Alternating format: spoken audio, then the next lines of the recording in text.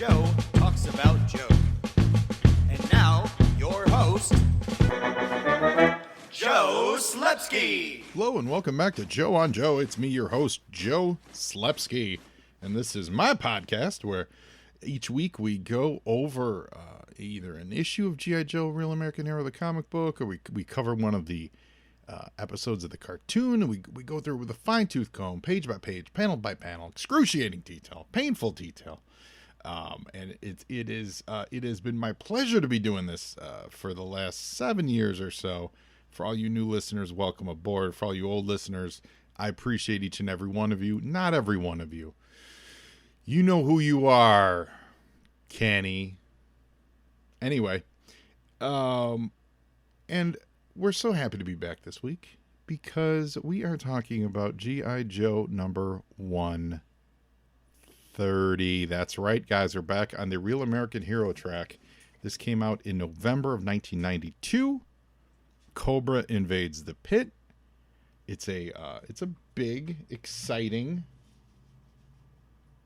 start to a big invasion episode. So I'm excited to dig into it. But before we do that, I'm going to first entreat and implore each and every one of you to go out and listen to our sponsor. Now, I guess not interrupt the show and listen to them. But when you're done with the show, go to our sponsor, the Movies in a Meal podcast. Give them a listen. Give them a follow. They're pretty great. Listeners, I know what you need in your life. You need more podcasts. And you also love movies. So why not do a podcast that's about not one movie. It's about not two movies. It's about 3 movies and a meal. I'm talking the Movies and a Meal podcast. This show is great. It's brought to you by Keith, Brad, and Ben, and each week they bring a new movie to the table, which they all discuss as a group. And it's not, your highfalutin movies. It's What We Do in the Shadows, The Fantastic Four, Rise of the Silver Surfer, and Out of Sight. It's Bad Education, Ghost Rider, and A View to a Kill. It's X-Men Last Stand, Queen Sugar, The Mandalorian, and Major League 2. They are a lot of fun to listen to. You guys know Ben. It's our friend Ben Pensarga. He was a guest on Joe and Joe. In fact, Ben was the very first remote guest that I ever had on this podcast, so he's always got a special place in my heart. I'm really digging this. I just started listening to it last week. It is a lot of fun. They bring a guest in. The guest, I listened to their Heathers episode. They were joined by Kelly, and she went in depth on her favorite movie, which was Heathers, and it made me want to go watch Heathers to watch with them. I really dig it. So guys, find them out there at Movies and a Meal, Twitter, Instagram. Their website is moviesandameal.podbean.com. They put out 1 episode a week. Give them a listen, guys. Support them. Let them know Joe on Joe sent you. I don't think you're going to be disappointed. It is quite entertaining. And now back to the show. And while you're on the internet doing that, please go to my social medias at Joe on Joe Pod. That's Facebook, Twitter, and Instagram, and say hello. Now remember, this podcast is all ages and pretty much all about G.I. Joe. But when we get on Twitter, things can get wild. They can get dangerous. They can get exciting on Twitter because it's my Twitter feed and I can do what I want with it. And so look for pictures of my feet. And Lady J's feet. That's really what we're setting up for. I'm just kidding. And Facebook, Twitter, and Instagram. Check it out. Send me an email to joeandjoepod@gmail.com. And also, you can check us out and help support the show at patreon.com/joeandjoepod. Help support the show. Keep the lights on. Now, I did get, what did we get this week in the mail? We got some, speaking of mail, so that made me think of our friends over at What's on Joe Mind. They do a fabulous podcast. I guested on their show over the weekend. Please give them a listen. I also was a guest on the Popsicle Pop podcast. We talked about the Boys TV show. That's definitely not safe for work. So if there's any sensitive Twitter followers out there, you may want to look out because there's a lot of ribald language. But check out my Twitter feed for the retweet on that. It's a great time with my friend Philip Kelly. He's fabulous. And we talk about the Boys, and the Boys is wild. So check out What's on Joe Mind. They're great. We did a Friday night live stream, and it was a whole lot of fun. One of the things we talked about is what we got in the week, and to literally right before I went on the air, I opened up, and it was my O-ring 3 3/4 Cobra 2-pack that I got from Hasbro. So that arrived today. And I did get shipping confirmation from Renegade Studios for the G.I. Joe role-playing game accoutrement, the dice and the bag and the screen and stuff, that like that extra stuff beyond the RPG book. Mary Jane's very excited about that. That's actually in the mail and should be arriving imminently as we're recording this. So that's really exciting. So we're going to start this episode with You were saying? our fun segment where we look at other comic books that were on the shelves the same month as G.I. Joe 130 in this case. So we're talking about November of 1992 and over at Marvel Comics. It's a weird, rough time for Marvel. So Marvel is in the process of losing this up and coming talent that they had been losing it over to Image, right? This up and coming talent that they had been fostering, right? So, but at the same time, the house style that the Image guys were cultivating, and cultivating organically, right? It was a style, and people see it. Hold on. And for those of you who may not be familiar with like the term house style, it's both companies had it to varying degrees back in the day. I don't feel like there's much of one lately, and hasn't been for one in a long time. I feel like there needs to be a house level of competency, which I think has gone out the window for a lot of modern comics. But that's a different conversation for Get Off My Lawn Day. But like house style would be where, back in the day, someone like John Romita Sr., like his style would be like the kind of the style template for a Marvel house style, where they didn't necessarily want everyone to look just like him, but he set the standard, his style of, and definitely Kirby, for sure, where the kind of dynamism and exciting poses and just the kind of on model renderings of characters like that would be like the house style, so that the books would look like they existed somewhat in the same universe, versus like you have all these traditional superhero looking books, and then you have X-Men who, drawn by R. Crumb, right? Like R. Crumb wouldn't work in a Marvel mainstream universe book. I mean, it certainly could. That'd be amazing, but it would stand out, and no one would feel like that book was part of the regular Marvel continuity. That's what I mean by house style. If you're unfamiliar with the term, DC certainly had it for a long time. Someone like Kurt Swan would have, I think Schaffenberger back in the 50s and 60s, they would have set the style. Jose Luis Garcia Lopez, he famously did the merchandise.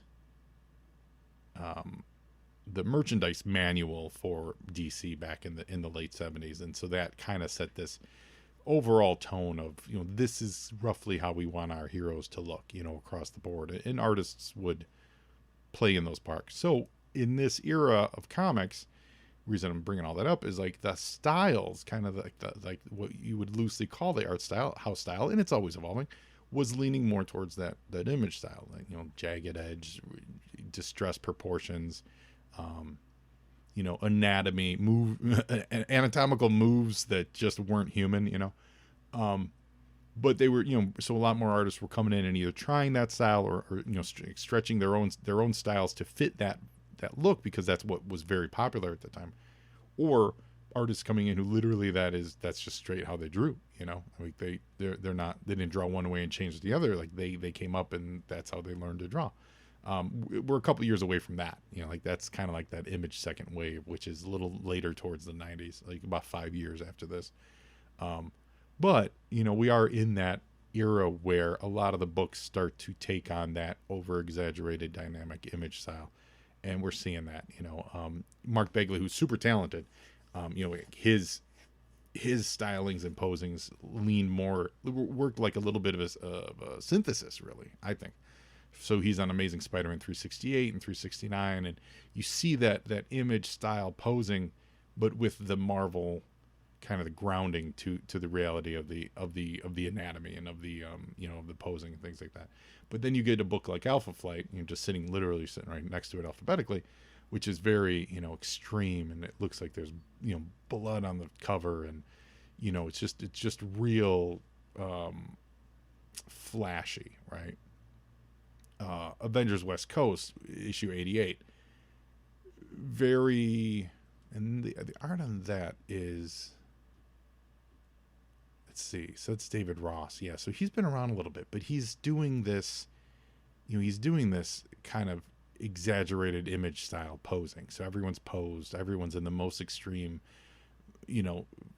looks. The robot has sharp, jagged edges, right? It's actually ice glacier. I thought it looked like smoke for a second, but that's what I mean. Like the Wolverine's hair is too wild, things like that. So you're starting to see that across the board. So I see a lot of that on all of these titles this month. Captain America, super rippling muscles in places he normally would have been a little more athletic, things like that.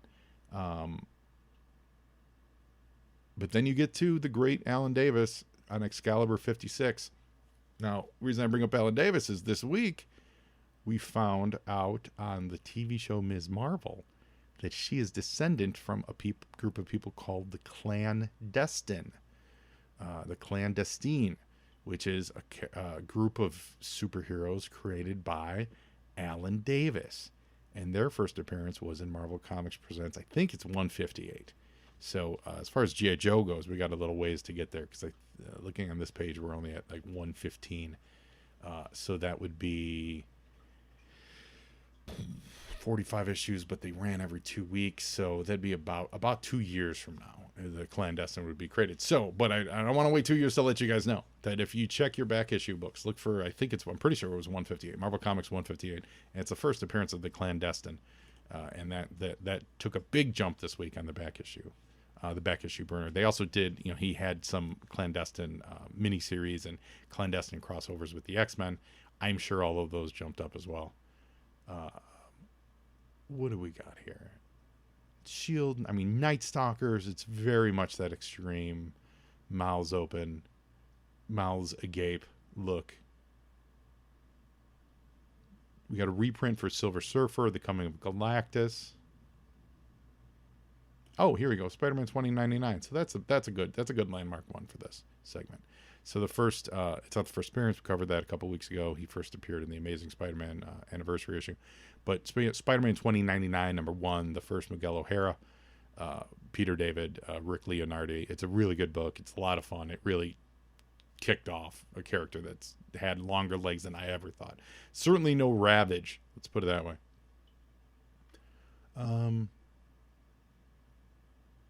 Yeah, then a lot of X-Men Adventures number 1 is fun. That's the X-Men TV show translated into a comic book, and it really is just translated into a comic book. Like they don't take a lot of liberties with it. The plot is almost pretty much exactly the same, and that's fine. There should be a comic book that's doing that to get people to watch the TV show. At the time. So X-Men Adventures number 1 is on the shelf. That's a book that's gone up a little bit in value. I think because it was geared towards kids, so good copies were hard to find. It also probably didn't have the same kind of print run that the regular X-Men books, I would think. Yeah. So, that's it for Marvel Comics. You were saying? Now, over at DC Comic Books, we are just 2 short months away from getting Death of Superman.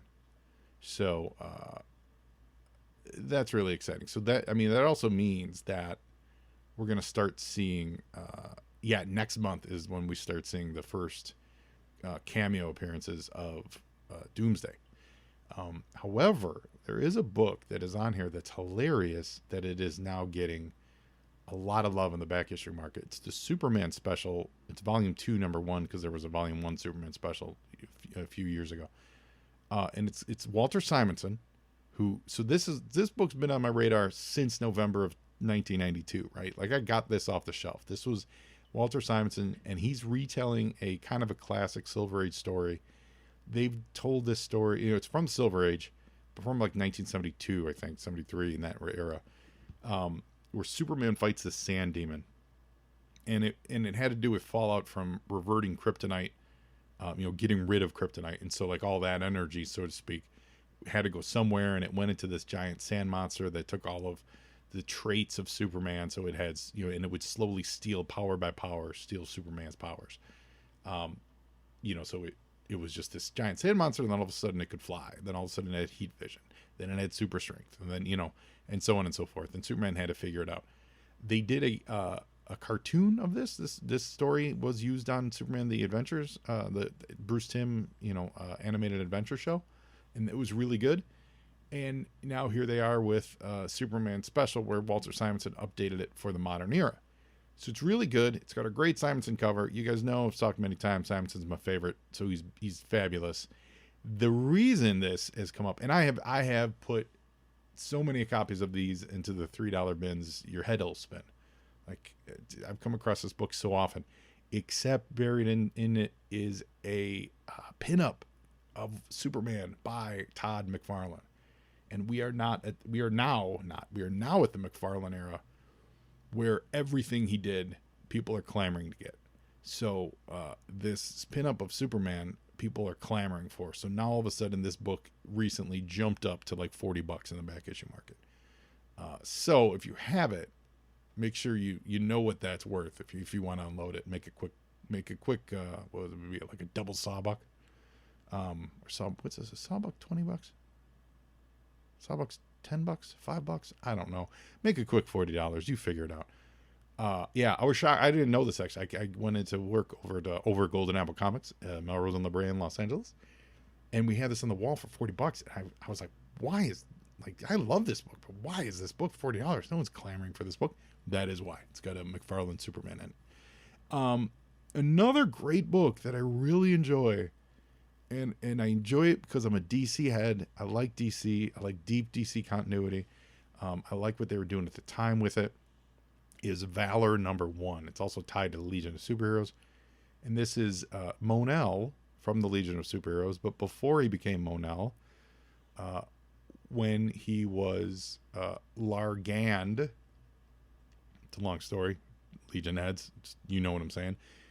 This is a kind of a modern retelling of young Mon-El / Largand in a post-crisis universe before he went into the Phantom Zone for 1,000 years and wakes up to become a Legion of Superhero.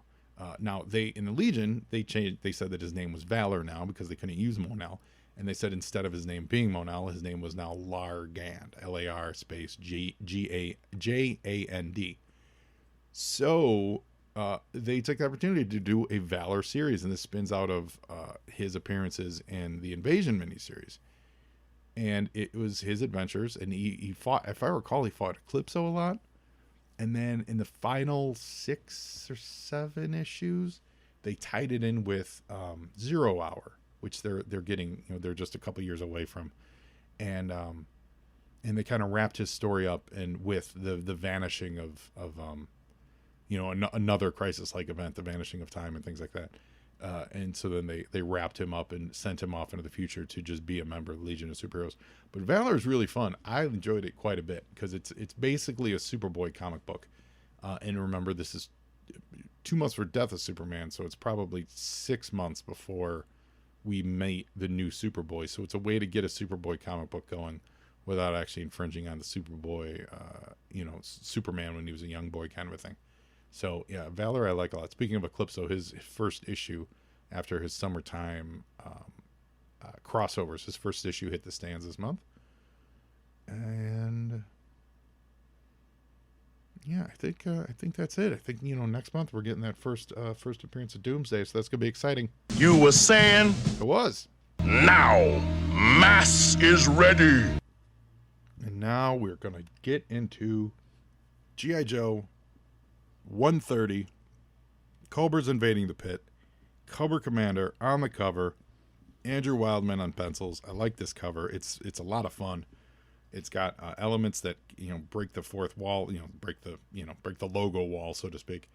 The wall of the base is blowing off the G.I. Joe logo. It's in front of it. Cobra Commander's hand is in front of it. That adds some great depth to it.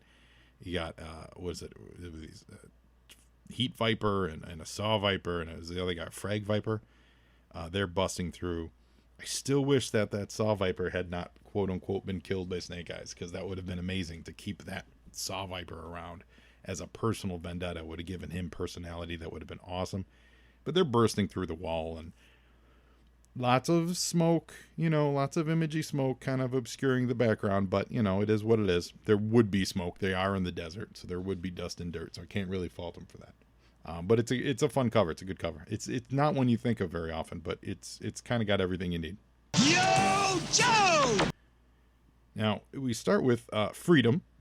Amazing. Spirit and Freedom. I remember Spirit was guarding the entrance, right? The Quonset hut entrance, and he was, in a meditative trance, and Spirit is apparently flying around and talking. There's no way around it. Freedom is talking to Spirit. Freedom's flying around. Freedom's telling Spirit that there's cobras out there. I'll go with it.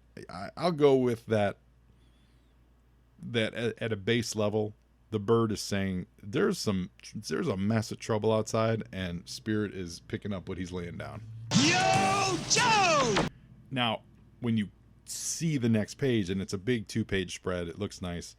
It's kind of like, did you need a bird to tell you this? Because there are 1, 2, 3, 4, 5. There's 5 hovering helicopters in the picture. There's got to be plenty more, because later on they actually give a count of how many vehicles are outside. They're never really all drawn here. Not that you need every single vehicle to be drawn, but there's never if I recall, flip through this real quick, there's never an establishing shot, right, of Cobra's forces that they have brought to the pit. Yeah, there really isn't. And I'll say this, I think that's a mistake. I think that's something that's actually missing from this. There's no sense of scale to what this invasion is. The splash page we got here, it's nice. It's got good framework. It really does. But what it's missing is an establishment of where they're coming from and who is it. Like, you would expect it to be on the previous page, maybe a real far full back widescreen shot of just a mess of vehicles heading towards these 3 lonely isolated Quonset huts. But instead we just get them hovering above it. So there is no sense of everything that's there, right? There's no reset of this is the time and the place and what's happening. We just get Cobra Commander saying, that's it, the entrance to the pit, let's take it. There's a bunch of Vipers jumping off. Everyone's having their moment. Yo, Joe! Oh, and it's called Point and Counterpoint by Larry Hama, writer. Andrew Wildman did breakdowns on this. Stephen Baskerville did the embellishes. Bob Sharon is the colorist. Steve Dutro, the letterer. David Wall, editor, and DeFalco, editor-in-chief. And the lettering, if the lettering on this credits box actually stands out as being different. It's not just that it's not colored, it's just plain white, but it just feels different. So that might be Dutro exerting his Dutroness. But otherwise it's fine. It's good. So Yo, Joe! now we're on page 4, if you're following along. The Viper busts in the Quonset door. And, there's a big part of me that assumed, kind of was hoping, not hoping, but kind of figured, they'd break the door down and Spirit would be gone. Oh no, that door opens and Freedom is on this guy. He breaks his face. He's going full attack mode. Scares the other Vipers away. And Cobra Commander sends the guy back in. So that's a lot of fun.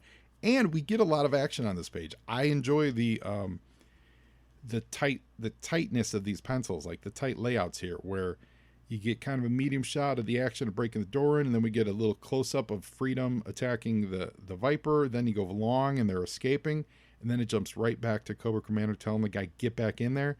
Then they go back in there, and now they end with guns blazing. That's all on one page, all widescreen panels. I enjoy that. That tells me everything I need to know. I think that's great. Yo, Joe! And Spirit's still in there. So they opened that door and just started shooting. Again, I kept expecting it to just be empty, but Spirit is actually in there. Now, one of the problems with this is we don't know where Spirit is. So this is just me speaking, reading the language of the thing. Is Spirit hiding behind a a flipped over bed? Is he hiding behind a desk? Is I don't know. It's just a shot, and it's a good looking shot, but it's just a shot of Spirit firing some automated rifle at these, and hitting a couple of these Vipers, sending them back out the door, right? And then that leads to Cobra Commanders basically saying, forget this. Why are we sending them 3 at a time? Everybody shoots. So you got this Saw Viper and all the regular Vipers and Persuaders, and everything's unloading on this Quonset hut. So it's destroying it. But we never got to see where in this empty hut Spirit was. Yo, Joe! Which is that grounding element that I like to look for in these pages. So we get an establishing shot of the hut, which is totally destroyed. I think the way Larry describes it is fabulous. One of the Vipers says, nothing human could have lived through that. And the other replies with, this is just a lot of holes held together by a very little hut. That's funny.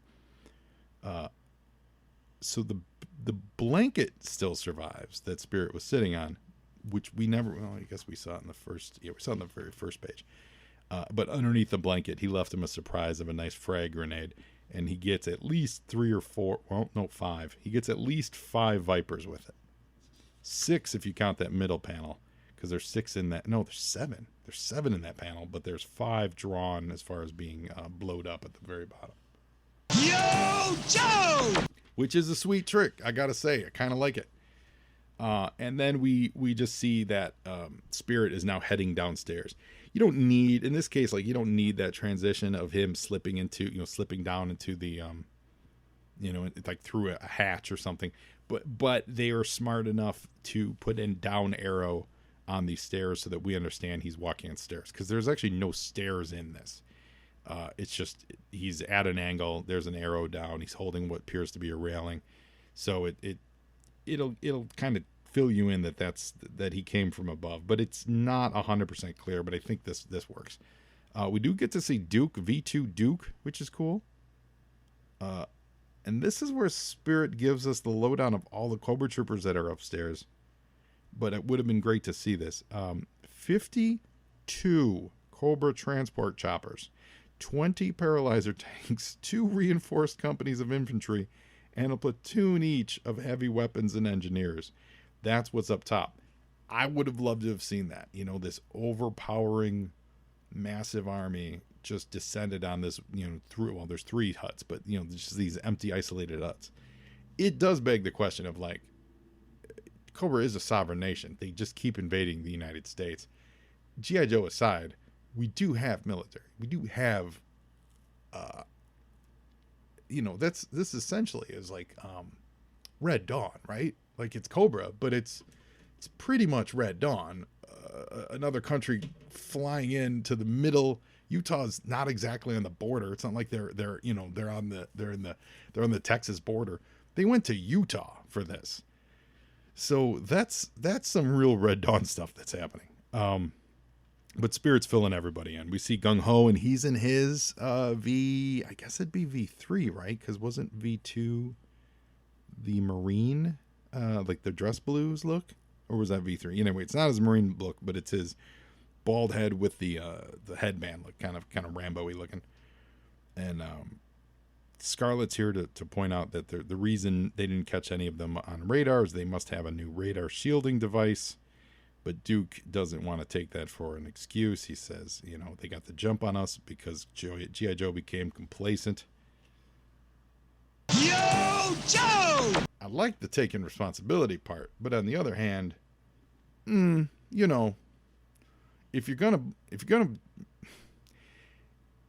if your only protection is gonna be Spirit in a trance, Duke, that's a little on you. And if you're saying that they snuck up because you got complacent, aren't you really just pointing the finger at Spirit? I'm just saying, there's a lot of blame to go around for this. Let's not lay it all at Spirit. Let's say it's enough to go around. So they fill us in that the pit is all sealed up and everything. Tripwire is going to issue claymores and C4 to each team leader. So they're gonna Home Alone this stuff. We get Barbecue in his V2 look, hanging out with Airtight. I can't say that's a good look, but I like seeing it. I don't like the look. It looks really weird. And it's what's hilarious about this second panel is that the way they draw Barbecue is he looks like he knows he looks kind of stupid. He doesn't look happy to be in this the red and gold with the gold see-through face mask look. Like that seems like a dude who's like unhappy with the choice of duds that were issued to him that day when he woke up and Uncle Sugar gave him his marching papers.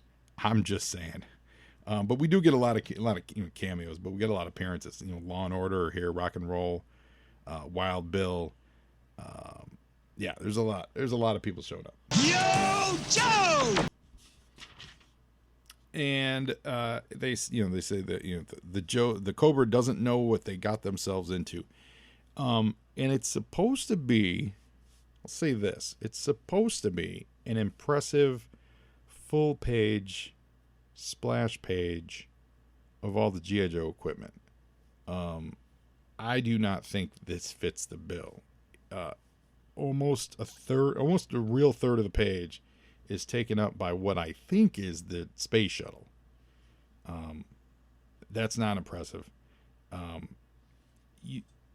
Then there's one of the snow vehicles, and then there's a tank, and then there's like 1/4 of a helicopter that's shown. It's the choice on this page to put the camera down at the human view instead of putting the camera up in the ceiling and showing us the show of force that G.I. Joe is ready to unleash. I think that's the difference here. This is not an exciting splash page. It's not a splash page that screams ready. This is a splash page that screams, yeah, we got a bunch of secrets and we're hiding some stuff, but we're not exactly like Cobra's literally knocking. I guess what I'm saying is Cobra's literally knocking at their door, and we get a third of the page via space shuttle. Yo, Joe!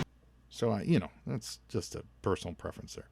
But meanwhile, on Cobra Island, so you remember, Firefly was thrown into the Cobra freighter, and then the ninjas woke up on the airplane that he flew in on, and they had stowed away, hiding their vital signs so that Cobra wouldn't detect them. So now Firefly is trapped in this freighter again, and he's going to he planned on this, and so now the ninjas are going to break out, and Firefly's a little crazy here, and I think this might be because the last time he was locked in the freighter, he probably lost some of his marbles, so I'm okay with that. He's talking to Mindbender's skull. There is a bullet hole in the skull he is talking to, so I think that's supposed to, I can't remember, that's supposed to signify, that's something. That's significant of something, because that skull didn't just die from, having nothing to eat. That skull got shot in the head or bashed in the skull. But we see here, and he's saying this as much for us, that he knew that Cobra Commander would rush off to attack the pit, and that Cobra Island would be virtually defenseless. And so he's going to take over Cobra Island. Now, what he wants with Cobra Island, I don't know. Like, what's the move here? You do only have, what is it, 6, 7 ninjas? Like, what's the end game of Firefly taking over Cobra Island? I do not know. Yo, Joe! But it's happening. So all the ninjas, they're all awoken, and they're climbing out, and Shebang and Nunchuck and Dojo and Snake Eyes and Storm Shadow. They're being guarded. The plane itself is being guarded by some V2 eels. It's kind of a funny joke here. One eel says to the other, "Hey, I heard a good one. How many night vipers does it take to change a light bulb?" The guy says, "I give up. How many?" And is it Shebang that finishes it? None, you dummies. None, you dummy. Night vipers can see in the dark. Wah, wah. Or is that Dojo? I forget who that is. I get my ninjas mixed up. I apologize. But that's the joke, and that's funny. And Storm Shadow assaults this eel and says, "Take us to Firefly." Yo, Joe! So at the pit, Heat Vipers are blasting open the trap door to get into the G.I. Joe headquarters. Remember, there's a trap door kind of for one-off people. Then they have that big giant bay doors. Those obviously would have to be open from inside. So Cobra's not trying to bust into the bay doors. They're just going to use this singular egress entrance to get in. So they start sending in all kinds of vipers. Night vipers, alley vipers, flak vipers. they're all heading down the stairs. And they run into an armored blast door. And so they're sending in the laser vipers, and then the laser vipers tell the techno vipers to jury rig the ventilating system because they're producing a whole lot of heat. So it's going to get real hot down there. So this is that era. I've talked about this before. There's that era of just there's a lot of vipers. There's just so many vipers instead of like how fun would this have been with Cobra Commander assaulting it with his personality people, right? But instead, there's just Cobra Commander and then a bunch of nameless vipers. So that, to me, that's not as much fun. Yo, Joe! And on the other side of this door, this is where New Look Barbecue is about to torch these dudes. It's pretty great. He sets up his flamethrower to like a nozzle that's on the door, the blast door nozzle, and then he just fires his flamethrower through, and he cooks these laser vipers. That's pretty great. Now they live, they escape. You see that in the final panel, but they're absolutely cooked. Yeah, that's kind of fun. So it's a nice. I mean, this is like it's a siege comic, right? It's like Escape from New York, Assault on Precinct 13. It's that kind of a comic book. Yo, Joe! Where the pit is Precinct 13 and Cobra is assaulting it. So Cobra Commander, he's stymied a bit, and he says, well, hold on a second. We got all these bats. Let's deploy these. And these are the V2 bats, the kind of green and orange ones. They just kick them out of the helicopter instead of landing. Yo, Joe! This is faster, even though some of them will malfunction. It doesn't really matter. He still says it's cheaper than training and outfitting a Viper. So now Airtight and Barbecue, they're going to try it again on these bats, but it doesn't work because all that heat, it doesn't really get to the bats and their programming. So Airtight and Barbecue are going to have to beat feet and get out of there. Otherwise, they're going to be dead. Yo, Joe! And I gotta say, all this action's pretty easy to follow. Yeah, it's pretty straightforward. Now over on Cobra Island, Firefly, still trapped in the freighter. The ninjas do a shape charge, and they blow open the side, and that gets the attention of Zorana and Cesspool. Cesspool, sends a squad of paralyzers in his tanks. Firefly is now free, and he says that he's not worried in the least because Cobra's sending in their squadron. So why isn't Firefly worried? I don't know. Yo, Joe! He's a lunatic who was just talking to a skeleton. Is it because he has ninjas? I don't know. But he said because he has more ninjas. So those are just the Joe ninjas.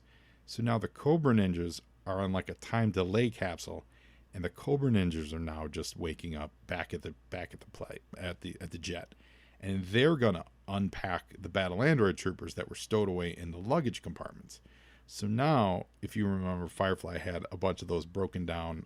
They were functional, but they were kind of beat up battle android troopers that he took with him when he escaped the freighter the first time. He still has them. So Slice and Dice are going to now turn them on Cobra Island and attack the remaining forces of Cobra. So it's kind of like a two-pronged thing, so to speak. Yo, Joe! So the ninjas, the Joe ninjas rather, so we'll break it up into Joe and Cobra ninjas. They're kind of going to hold the ground at the freighter as Cobra approaches. And the Cobras are overexcited because they think that dudes with swords are going to be easy pickings. So they're overconfident. That's the word I'm thinking of. Yo, Joe! And while that happens, all those battle android troopers that just got enacted off the plane, they come running out of the bushes and they start messing up all the other members of Cobra. So we're getting more Cobra Civil War action here. It's, I don't know. Let's go to the next page. Yo, Joe! And this is the final page. And so now we're back at the pit, and in the pit, the V2 battle android troopers now are attacking hardcore. The Joes are held up in a, they've set up like a makeshift barricade here, and they're going to hold the line, you know, and it's Duke, and it looks like hardball, and it might be. I mean, it's got the look of General Hawk, but I don't think that's supposed to be General Hawk. I'm not sure exactly who. Rock and Roll. So I guess, well, one, how many times do we need to see Cobra Civil War happen? And in this case, it's just one dude. It's just Firefly, and he's been dead forever. He doesn't even have like an army of ninjas with him. He's just got some broken down bats and a couple of hypnotized ninjas. So that seems weird. Like, I don't understand it. And also, we've seen it so much lately with Cobra Commander going after Destro, etc., and so on. And then in the pit, this is fun. I like it. And again, I like the siege mentality.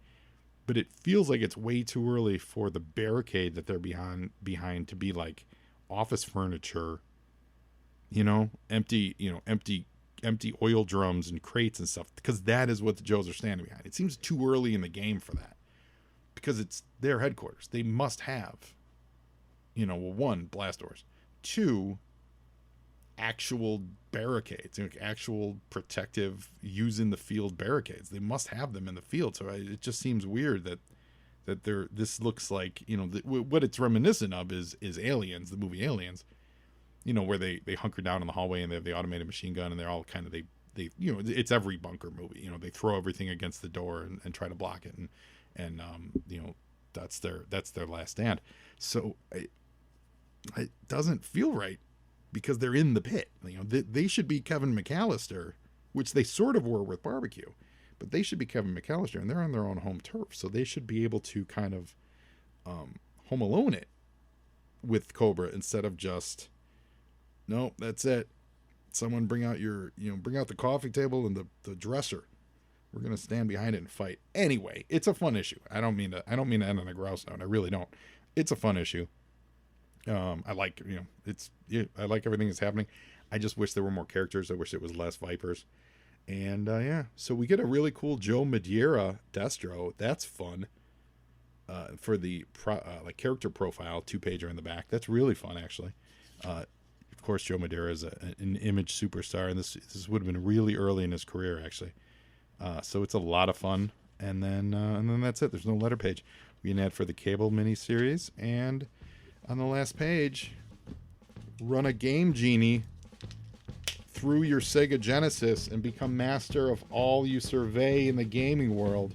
That sounds good to me. Well, listen, I appreciate each and every one of you, except for you know who. And I appreciate you. And I'm thinking about a lot of you guys. Tough time out in the world out there. And it's we're all going to get through it, but we got to start rowing together and rowing in the same direction. And we got to start finding some common ground. So with that, I will say, now you Joe, enjoying. It's half the battle.